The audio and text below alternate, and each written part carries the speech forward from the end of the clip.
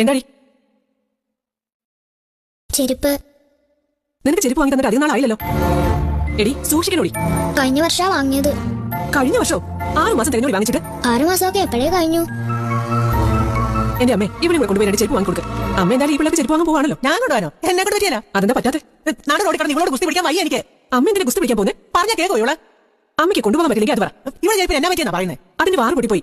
ആ വയലും ചെടിയിലൊക്കെ നടന്നിട്ടാണ് അവൾ പറയുന്നത്. ഇനി ചെരുപ്പില്ലാതെ പറയുന്നത് നടക്കും. എന്റെ അമ്മ ഒരു ജോലി വാങ്ങിക്കൊടുക്ക്.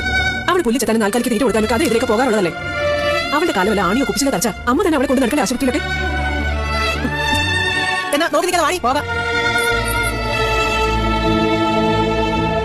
നടക്ക് പോ.